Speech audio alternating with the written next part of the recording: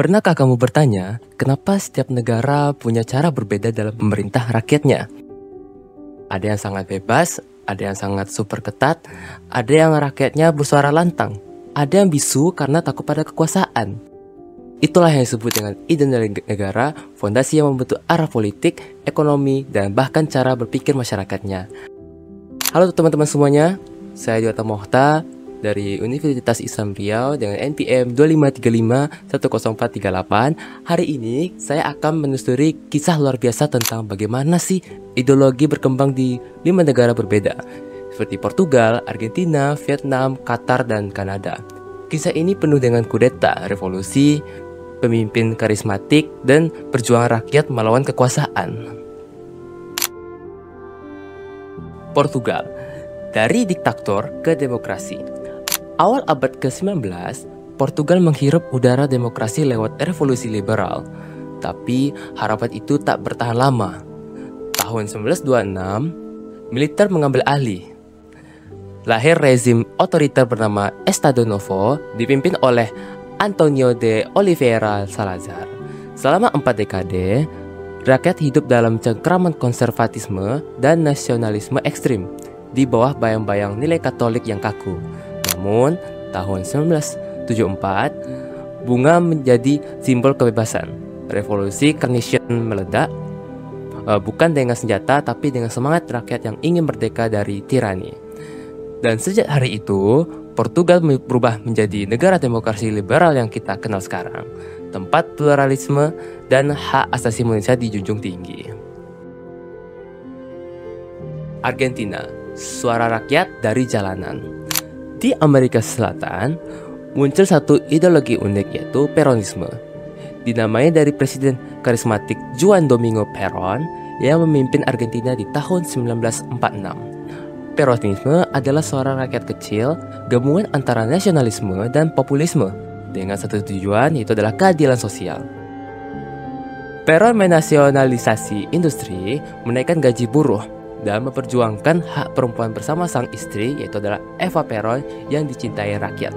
Mereka menjanjikan kemakmuran bagi kaum pekerja, dan itulah mengapa hingga kini nama Perón masih hidup di hati rakyat Argentina. Meski pernah dilarang oleh militer, ideologi ini tak pernah benar-benar mati. Vietnam, komunisme dan jalan ke sosialisme pasar.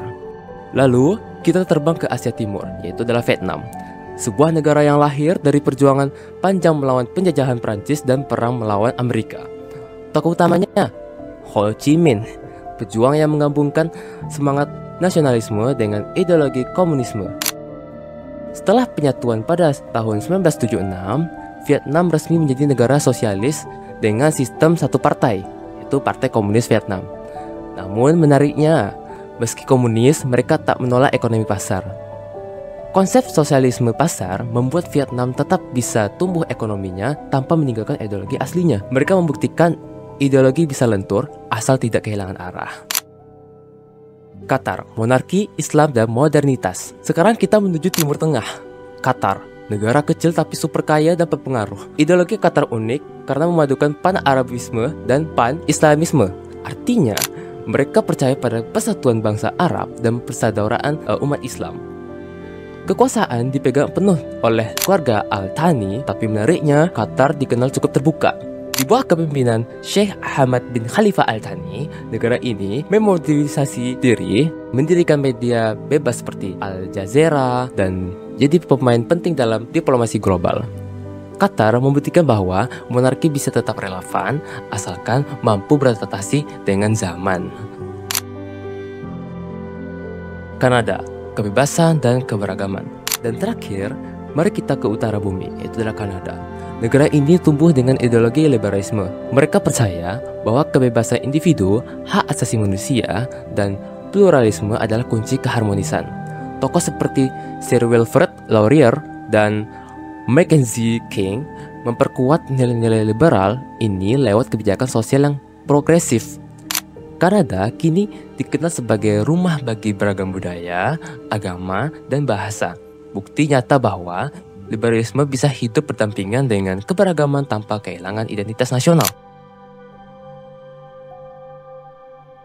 Dari diktator ke demokrasi, dari nasionalisme hingga liberalisme, perjalanan ideologi dunia adalah cermin perjuangan manusia mencari bentuk terbaik dari keadilan dan kebebasan. Setiap ideologi punya sisi gelap dan terang. Yang terpenting, bagaimana kita belajar darinya agar masa depan politik dan kemanusiaan semakin bijak. Terima kasih sudah menonton video ini. Jangan lupa like dan subscribe kalau kamu suka bahasan sejarah dan ideologi dunia seperti ini. Jangan lupa sekali lagi klik like dan subscribe ya. Saya akhiri dengan wassalamualaikum warahmatullahi wabarakatuh.